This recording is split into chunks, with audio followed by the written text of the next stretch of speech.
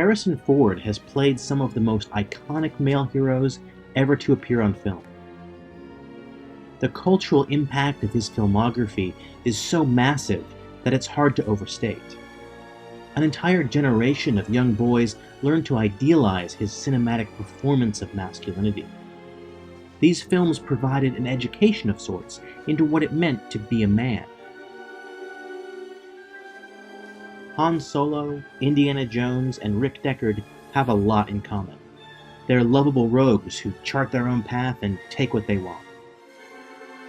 They may be assertive or cocky, but in the end, they're always framed as good guys. Growing up, I watched Harrison Ford's movies dozens of times.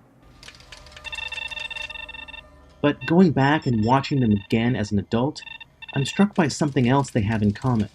Something darker. Something I hadn't quite noticed as a kid. Or at least didn't really have the language to articulate. I don't know. I have a bad feeling about this. Yeah. If you look beyond their charisma, Deckard, Han, and Dr. Jones all treat women badly. So in this video, we're going to take a closer look at 4 iconic scenes from Harrison Ford's career, all of which illustrate an unsettling pattern. Each is essentially framed as a seduction scene, and plays out a similar dynamic, the dynamic of predator and prey. Most critics agree that Empire Strikes Back is the best of the original Star Wars trilogy.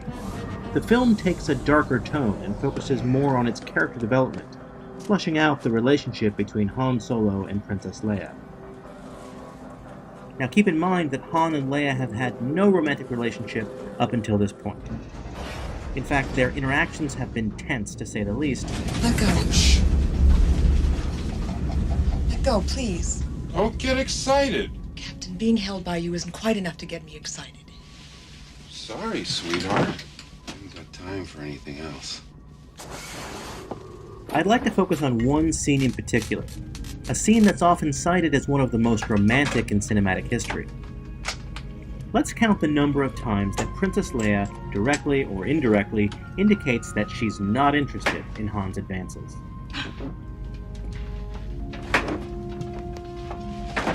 Hey, your worship, I'm only trying to help. Would you please stop calling me that? Sure, Leia. You make it so difficult sometimes. I do, I really do. You could be a little nicer, though. Come on, admit it, sometimes you think I'm all right. Occasionally, maybe. When you aren't acting like a scoundrel. Scoundrel? Scoundrel? I like the sound of that. Stop that. Stop what? Stop that. My hands are dirty. My hands are dirty, too. What are you afraid of? Afraid? You're trembling. I'm not trembling. You like me because I'm a scoundrel.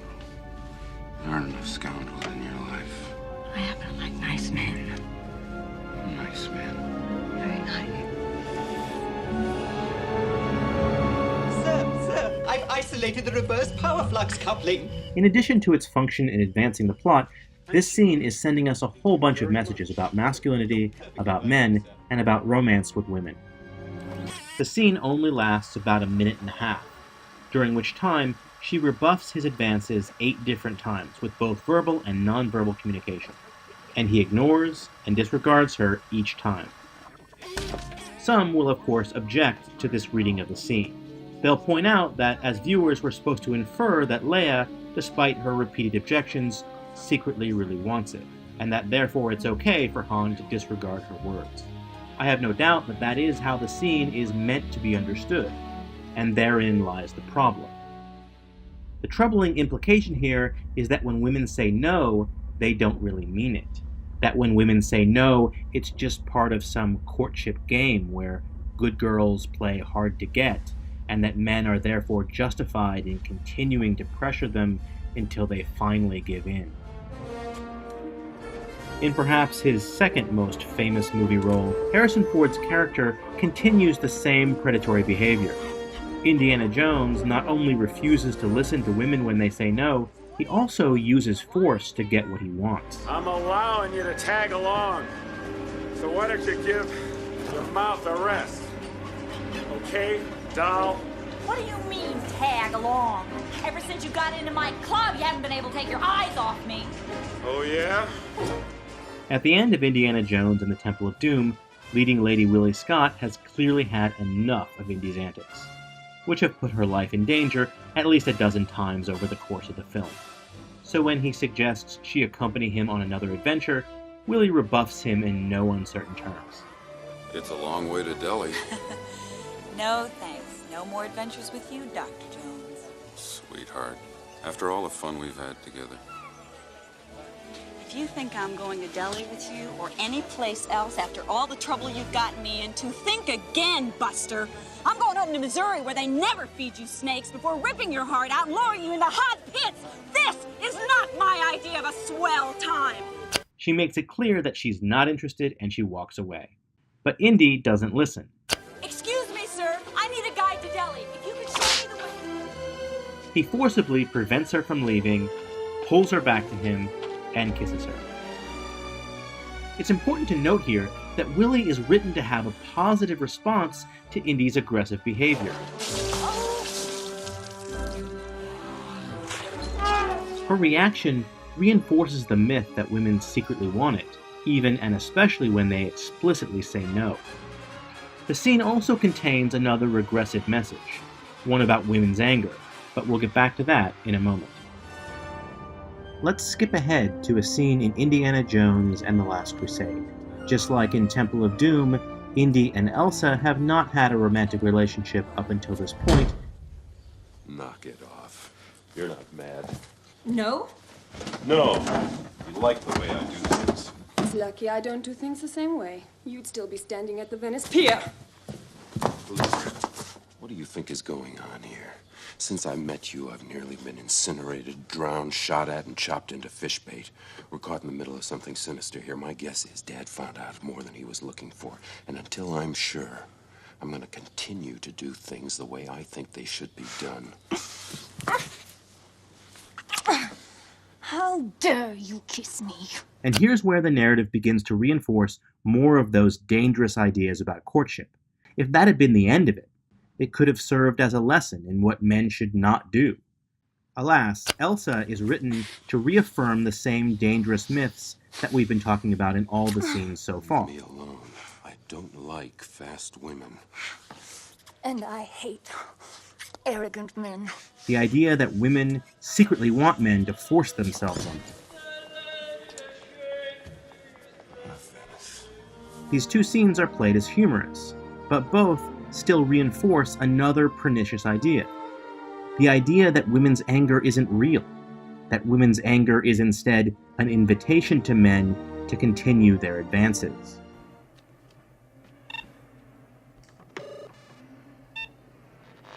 For most of my life, I said that Blade Runner was my favorite film of all time.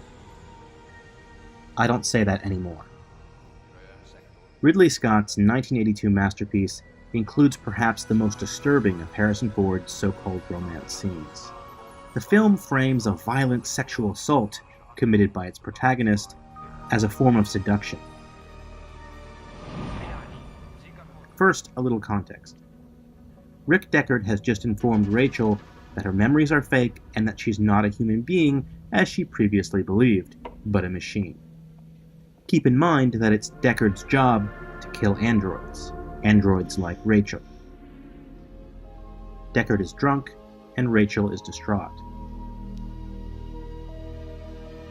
And he takes advantage of this vulnerable moment to kiss her.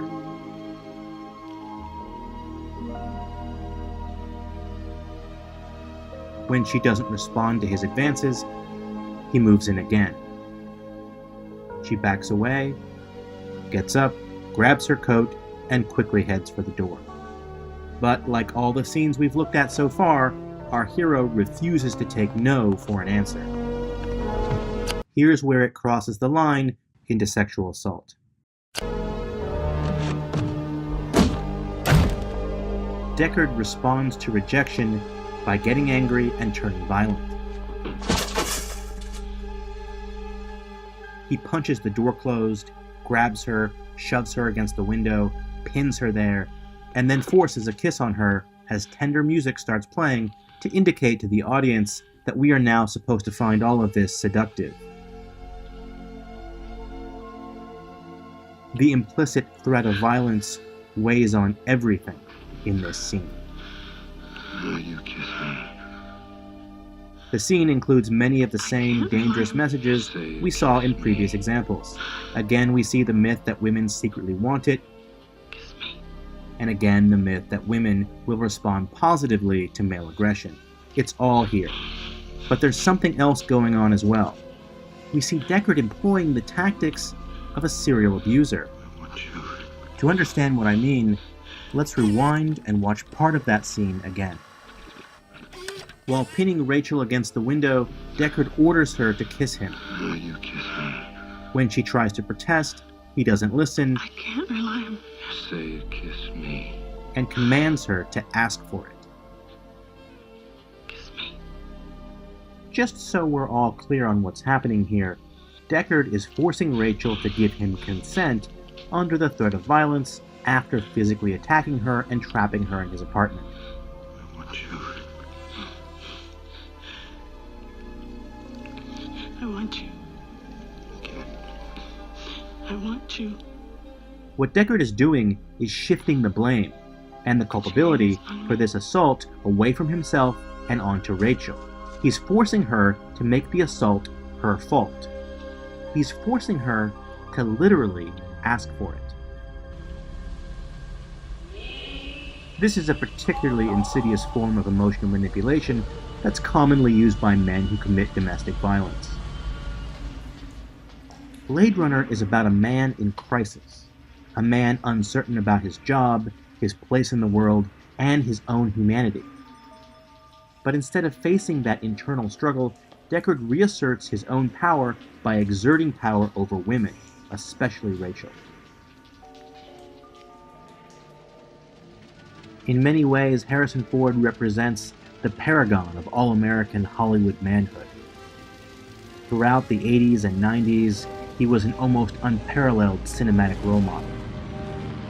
His movies offered us lessons in how to be a man, how to be a good guy, how to be a hero.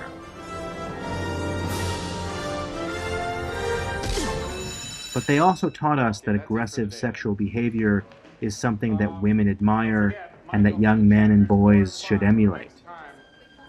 The tactics of invading a woman's personal space, aggressively propositioning her multiple times, and putting her in the very uncomfortable position of having to reject you, these are strategies that are right out of a pickup artist playbook. It's the predatory worldview that's at the heart of what's often referred to as rape culture.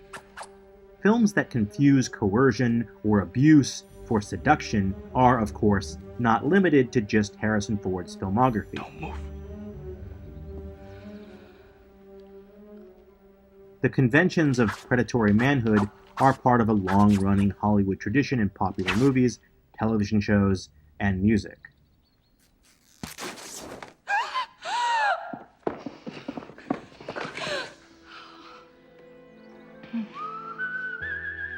In the 3 decades since the release of Blade Runner, very little has changed in terms of Hollywood manhood. Take this scene from Spectre, the most recent James Bond film, which was released in 2015. You killed him, didn't you? My husband. He was an assassin. Trust me, he won't take it personally. You signed my death warrant. The movement and blocking in this scene tells the whole story. And it's a familiar one. Notice that Bond is always advancing on her, and she is always backing away. Well, I can tell you that I don't trust you. Well, then you have impeccable instincts. James Bond is in the role of the predator, slowly stalking and then trapping his prey. The implicit threat of Bond's violence permeates everything in this interaction, as it does with Deckard in Blade Runner. Bond. James Bond. Again, we see the aggressive nature of this scene framed by the film as a form of seduction. The film is telling us that men don't need to listen to women, that they should take what they want, aggressively if necessary, that once backed into a corner, once coerced, women will finally admit that they secretly wanted it all along, even if they said no. As the movies we just looked at illustrate, men in our culture are socialized to believe that it's acceptable to pressure or coerce women. When women say no, Han Solo, Indiana Jones, and Rick Deckard don't hear them. They, like too many men in our culture, instead hear, "not yet," or "keep trying." Despite the lessons of Hollywood-style masculinity, when women indicate that they're not interested in something, that is never an indication to keep trying. The absence of a hard no, or even a very reluctant yes, is not enough. Because if that's all that's required, it opens up the door for forms of coercion and manipulation. And it should go without saying that coercion and manipulation have absolutely no place in romantic or sexual relationships. What we should be looking for instead is an enthusiastic yes. Okay, here we are. The affirmative or enthusiastic model of consent encourages open, proactive communication, mutual excitement, and respect. Do you like it? Like it? I love it! I could kiss you! I could. I mean, I'd like to. May I? Me? I mean, may we? Wait, what? We may.